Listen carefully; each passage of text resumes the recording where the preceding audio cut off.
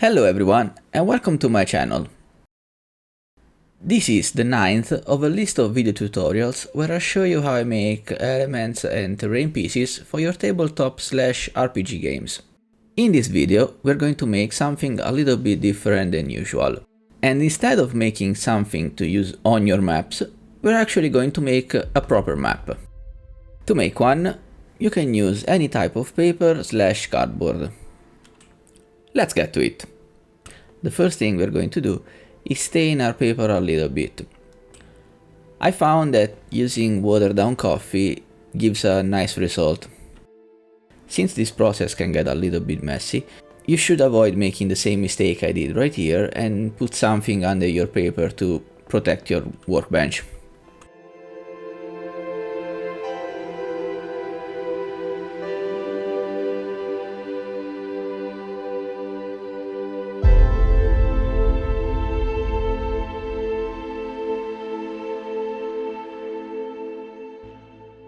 Now, if you already have a design for your map in mind, you can start drawing as soon as the paper is dried.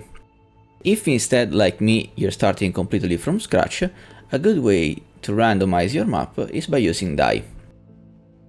What I mean by that is to use different types of dye for different elements on your map, and then throwing them all on your paper. For instance, in this case, we're going to use D20s to represent our cities, D12s for our lakes, D10s for our forests, D8s for our mountains, D6s for hills, and D4s for points of interest. You don't need to use all of them, or you can actually add some more if you have some more things that you want to put on your map.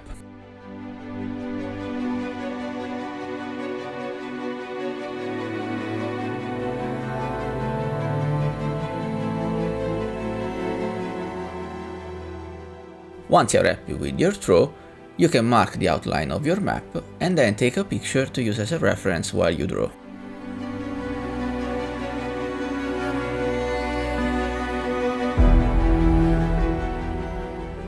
Now, with the picture in mind, we can start adding stuff to our map. I like to start placing down my cities. There are several ways to draw them based on how big or small they are and how fortified or not they are. I'm going to put some examples of it on the screen for you to use as a reference.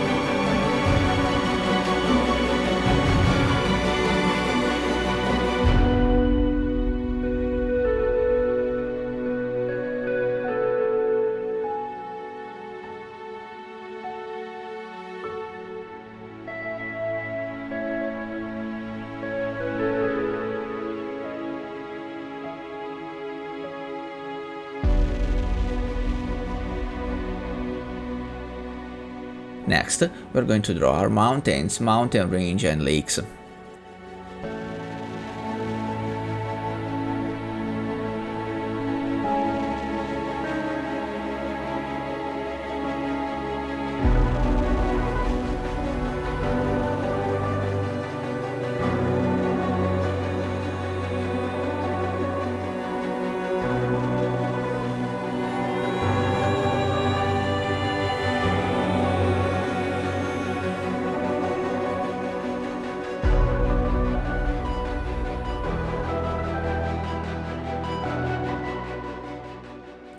For the points of interest, you can draw whatever you like.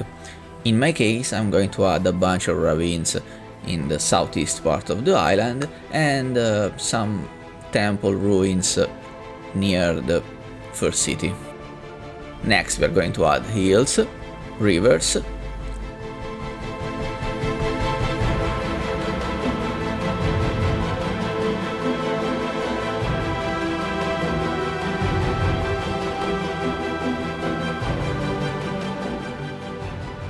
And lastly are forests, for which there are several ways of drawing them, like for the cities, based on the type of trees you need to add to your map, how thick the forest is, and honestly, simply based on your preference.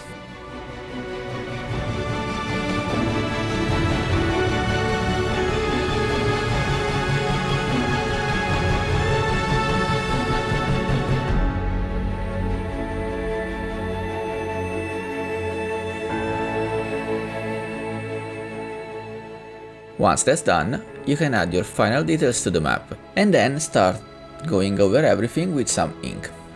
In this step, we're going to add details to our map, like shadows, the trunk of the trees, or the water effect to our river, lakes and around the island, or any other detail that you might like.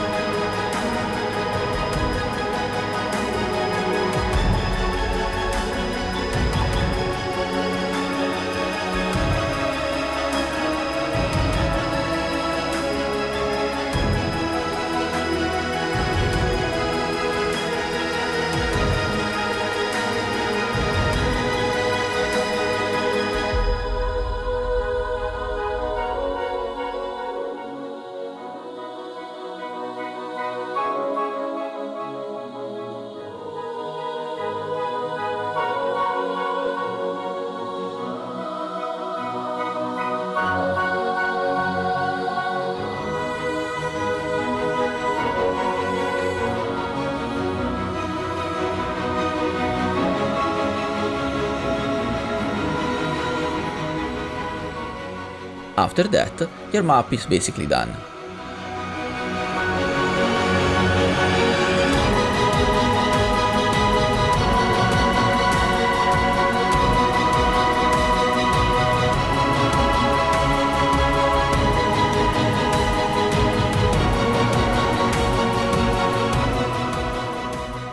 I hope you enjoyed this video and found it useful. See you in the next one, and remember, as usual, keep playing with your maps.